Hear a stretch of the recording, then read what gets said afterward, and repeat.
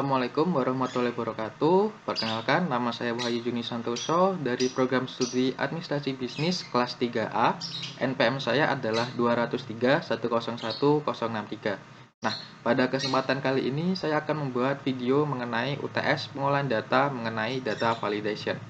Oke, untuk datanya kita langsung saja masuk ke Excel. Nah, di sini saya telah membuat kerangka data dari rumah sakit karena NPM saya adalah ganjil, belakangnya 063, maka saya membuat data mengenai rumah sakit sesuai dengan instruksi yang telah diberikan. Nah, di sini saya memiliki data dari Rumah Sakit Dr. Sudono mengenai data pasien operasi usus buntu pada bulan Agustus tahun 2021. Nah, jika kita scroll ke bawah, maka kita akan menemukan instruksi bagaimana data ini harus diisi, seperti jenis kelamin harus menunjukkan laki-laki atau perempuan dan lain sebagainya. Oke, selanjutnya kita langsung saja mulai ke bagian pengisian jenis kelamin. Baik, sekarang kita mulai untuk pengisian bagian jenis kelamin. Nah, jenis kelamin di sini karena ada dua, jadi kita menggunakan yang namanya data validation list. Yang pertama kita blok dulu, kemudian masuk ke bagian data, kemudian langsung klik data validation, kemudian pilih yang list. Nah, di sini kita isi, karena tadi instruksinya harus laki-laki dan perempuan, maka kita tulis laki-laki, kemudian pemisahnya, kemudian perempuan. Jika sudah, kita oke. Nah, setelah kita oke, maka akan muncul segitiga seperti ini. Nah, jadi kita bisa memilih pasien ini laki-laki atau perempuan dengan mengklik segitiga yang ada di samping.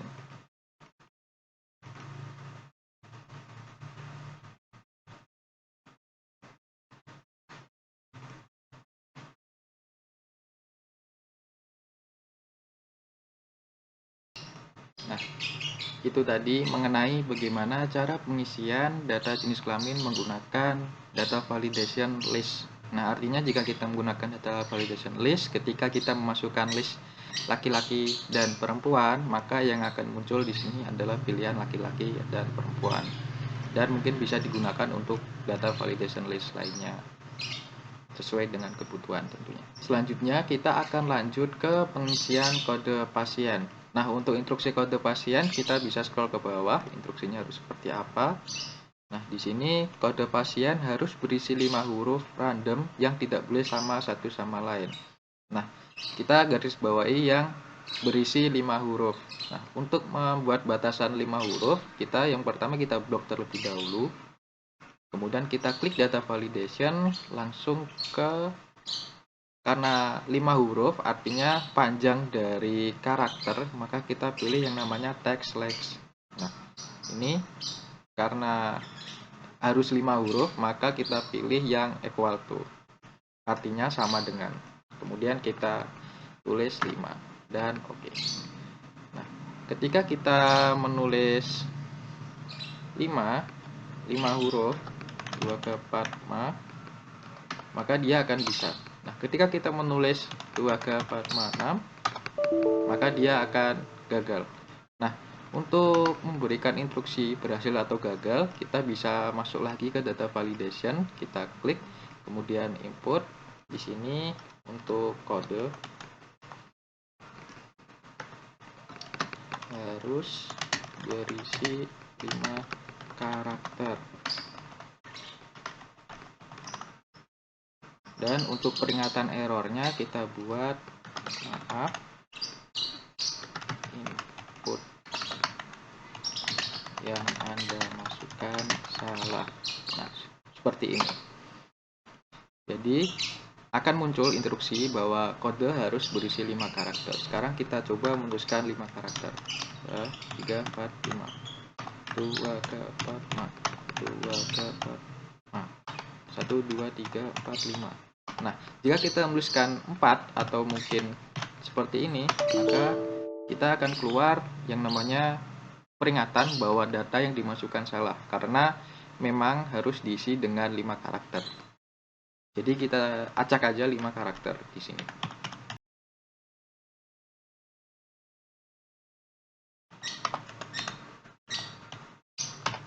Nah, Ini sudah terisi, kode pasiennya berisi 5 karakter. Dan tidak boleh lebih, tidak boleh kurang. Karena kita tadi menggunakan data validation text lex yang equal to. Sekarang kita akan lanjut ke bagian pengisian tanggal operasi. Nah, sebelum kita lanjut ke pengisian tanggal, saya ingin memberikan penanda dulu di bawah agar nantinya akan mudah untuk dilihat penggunaan data validasinya apa saja. Ini tadi yang pertama saya menggunakan list, kemudian yang kedua saya menggunakan text length, kemudian tipenya equal to. Oke, kemudian kita lanjut ke bagian tanggal operasi. Nah, pada bagian tanggal operasi, karena ini bulan Agustus ya, sesuai dengan instruksi yang di bawah, tanggal operasi merupakan tanggal antara 1 Agustus sampai 30 Agustus. Nah, caranya yaitu kita blok terlebih dahulu. Kita klik bagian data validation, kemudian kita pilih bagian date. Nah, di sini karena tadi antara, kita menggunakan between.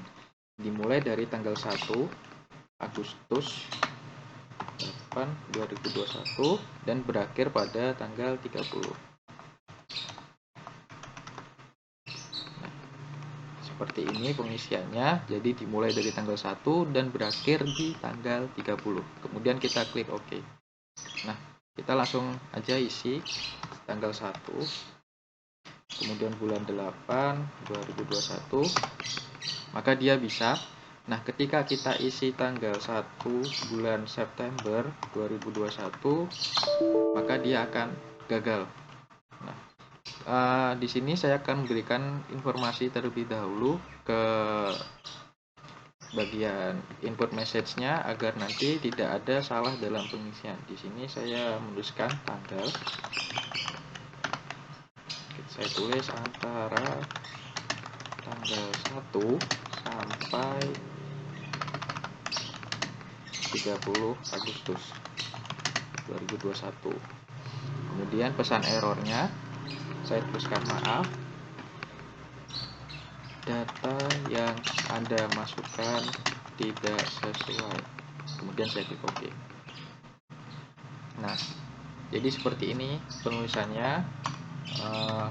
Mungkin bisa langsung random aja karena ini cuma contoh. Yang penting antara tanggal 1 sampai tanggal 30 Agustus. Saya coba klik 30 Agustus ya, 2021. Nah, ini batas terakhirnya. Oke.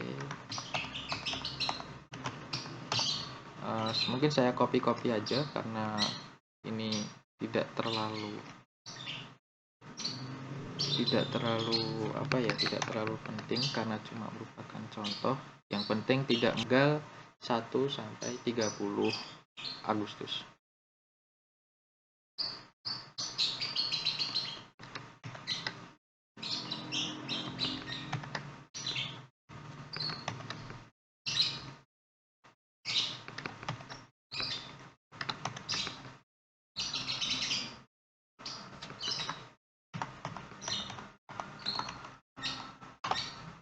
Oke, itu tadi adalah bagaimana pengisian tanggal menggunakan data validation date.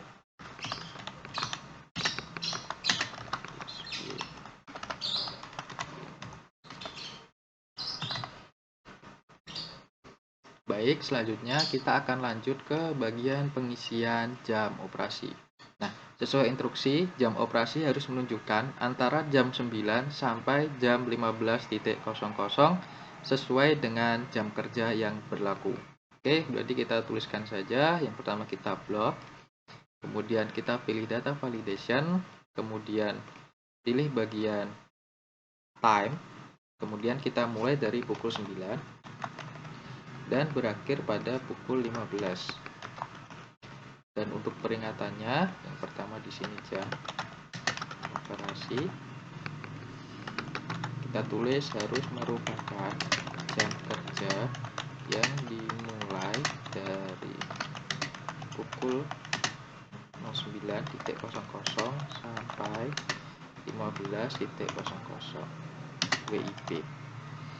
Kemudian untuk pesan errornya kita tulis, yang pertama kita tulis maaf, kemudian kita klik data yang Anda masukkan tidak sesuai, kemudian kita klik OK. Nah, di sini akan muncul mengenai keterangan bahwa jam operasi harus merupakan jam kerja dimulai pukul 9 sampai pukul 15. Nah, ketika kita masukkan pukul 8, maka dia tidak akan bisa dan akan muncul tulisan data yang Anda masukkan tidak sesuai karena memang harus dimulai dari pukul 9. Jadi kita tulis saja pukul 9, kemudian yang kedua kita tulis pukul 10 mungkin, kemudian pukul 11, pukul 12, pukul 14, dan pukul yang terakhir pukul 15 atau jam batas terakhir. Nah, jika kita mengisikan pukul 16, maka tetap gagal karena batas terakhirnya adalah jam 15 sore atau jam 3 sore. Nah, untuk pengisian lanjutannya mungkin akan saya langsung salin copy karena data yang dimasukkan sudah menunjukkan antara data pukul 9 sampai pukul 15 sore.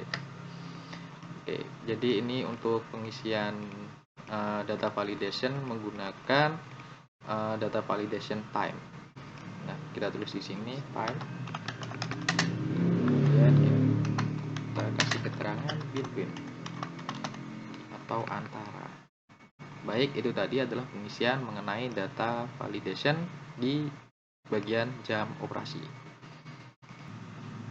Baik, sekarang kita akan lanjut mengenai pengisian di jumlah biaya. Nah, sesuai instruksi yang ada di bawah, jumlah biaya yang harus dibayarkan adalah 7 juta rupiah.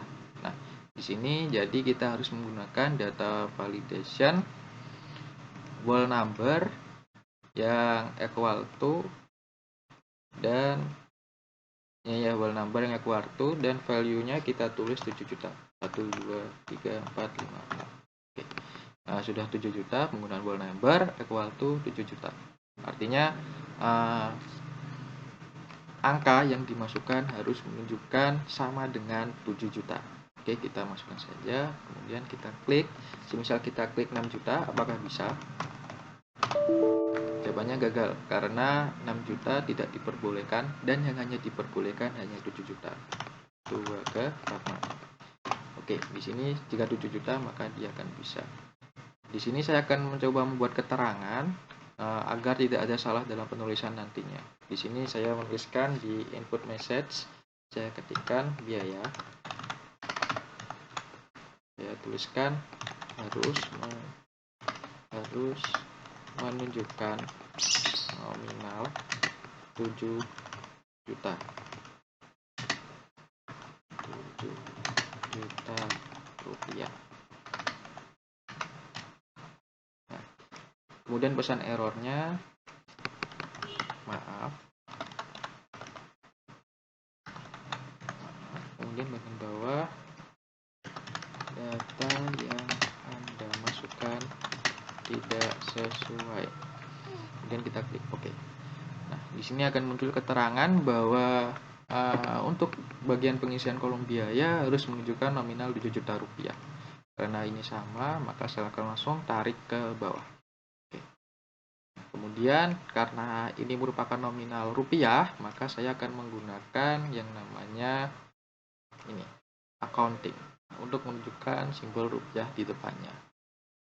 Nah, kemudian saya scroll ke bawah, saya tuliskan tadi whole number menggunakan tipenya itu. Oke. Dan sekarang kita lanjut untuk mengisi bagian keterangan. Nah, di bagian keterangan ini sama seperti di bagian jenis kelamin, saya ingin menggunakan yang namanya data validation list. Yang pertama saya blok terlebih dahulu. Saya klik bagian data validation, klik bagian list. list. Di sini saya akan menggunakan yang pertama lunas dan yang kedua belum lunas. Nah, kemudian input message-nya data keterangan, diisi pembayaran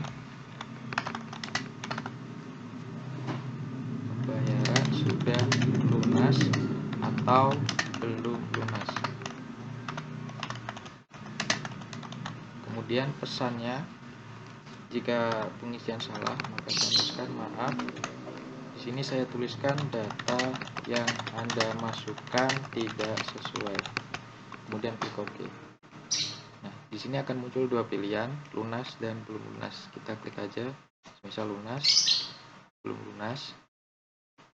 Nah, kita lanjut seperti itu sampai ke bawah.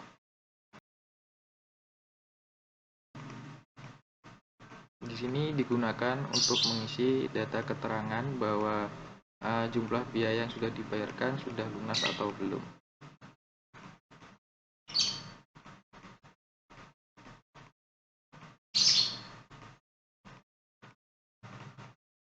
Kita klik lunas, belum lunas. Nah, jadi seperti ini pengisian keterangan dengan menggunakan data validation list dengan tipe equal to. Nah, seperti itu. Baik, mungkin itu tadi sudah selesai mengenai pengisian data mulai dari nama pasien, jenis kelamin, kode pasien, tanggal operasi, jam operasi, jumlah biaya, dan keterangan. Mungkin selanjutnya saya akan lanjut mengenai untuk merapikan bagian keterangan yang bawah saja. Saya ingin menggunakan tengah, kemudian saya kasih border. Tujuan dengan pengisian ini adalah untuk memudahkan dalam nanti semisal untuk pengisian Excel selanjutnya. Nah, mungkin seperti ini saja, dan itu tadi adalah video saya mengenai bagaimana cara membuat data validation menggunakan data validation list, data validation text, dan data validation date, time, whole number, dan list lagi. Mungkin itu saja yang bisa saya sampaikan. Mohon maaf apabila ada kesalahan. Terima kasih. Wassalamualaikum warahmatullahi wabarakatuh.